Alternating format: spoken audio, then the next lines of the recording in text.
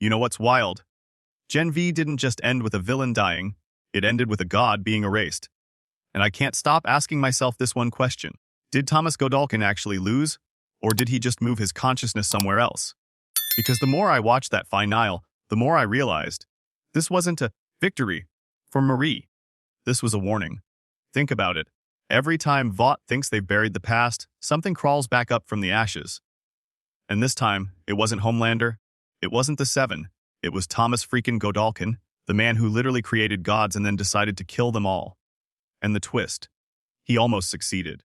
Now before we jump into that twisted master plan, do me one favor, hit that subscribe button right now, because what I'm about to reveal ties Gen V's finale directly into The Boys Season 5. Through secrets Vought never wanted you to see. You ready? Let's dig in. The resurrection that shouldn't have happened. It all started in 1967. The fire, the lab, the chaos. We saw scientists burning alive, begging for help. But in the middle of that inferno, Thomas Godolkin woke up. The man literally resurrected himself with his own experiment, the same V1 serum that melted everyone else into monsters. Why did he survive? Because in his mind, he wasn't like them. He was the chosen one. That's the thing about narcissistic geniuses. They never see themselves as part of the experiment. They are the experiment. And when he healed, thanks to Marie's powers decades later, it was like watching a god tasting sunlight again. Every blink, every breath. It wasn't joy. It was calculation.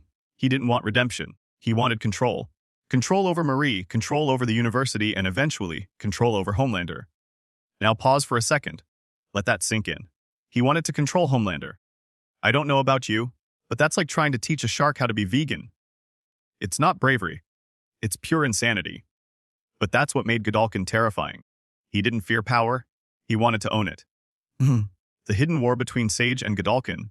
Now, this part is where it gets messy. Emotionally, politically, everything. Because Sister Sage, the genius, wasn't just Godolkin's partner in chaos. She was his lover, his believer, and ultimately his executioner. She wanted to move in with him, build something new. But deep down, she knew Thomas was building an empire that would collapse the moment Homelander noticed. Homelander's ego can't handle competition. We've seen it before. Stormfront, Maeve, even Starlight. He either controls them or destroys them. So when Godolkin went live on social media, bragging, flexing, preaching soup supremacy, Sage's heart probably dropped through the floor. That single stream was the spark that lit up the phone lines at Vought. And when Homelander's call came in, Sage didn't answer. She knew what that call meant. Here's the forbidden truth. That phone call wasn't just Homelander warning her. It was Vought's death sentence. So she made a choice. She left the cell door open for polarity, knowing exactly what would happen next. And that, my friends, was the moment the Queen of Logic betrayed the God of Control. But here's the haunting part. She didn't do it for power. She did it because she loved him.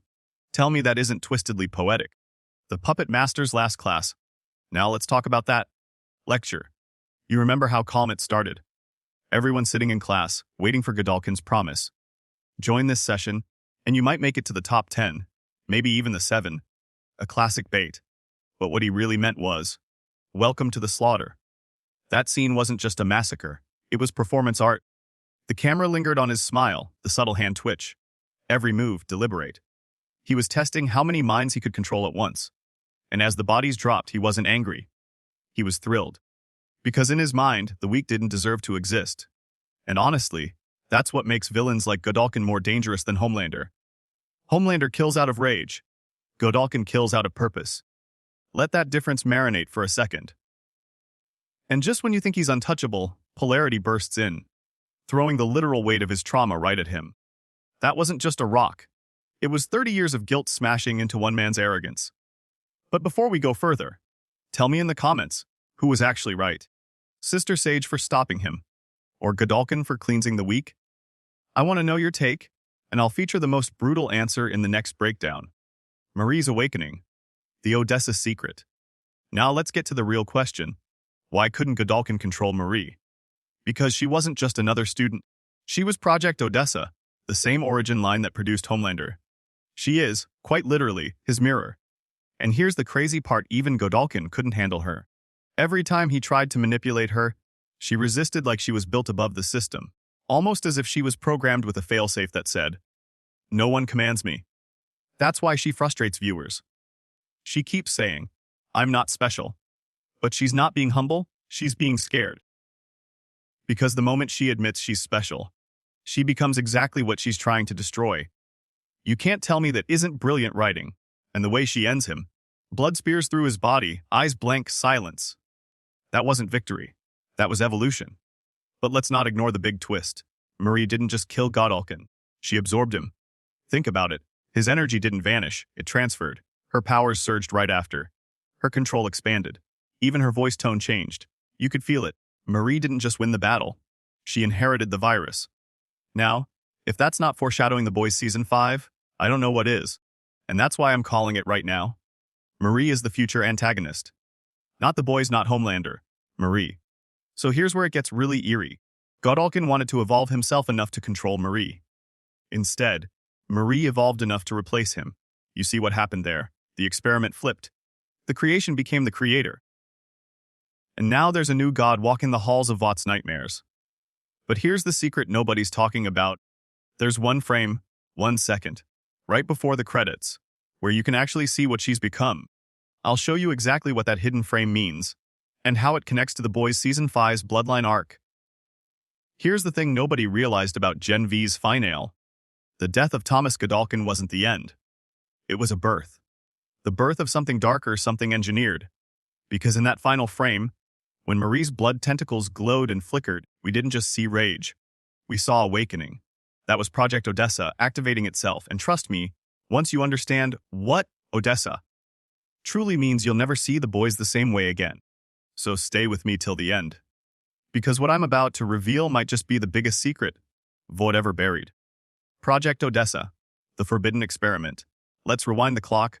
Before the 7, before Homelander, before Godolkin ever built his school, buried deep in Vaught's files, was a name scratched out, redacted across every record. Project Odessa, originally created in 1962, the same year Vought transitioned from a pharmaceutical firm to a military contractor.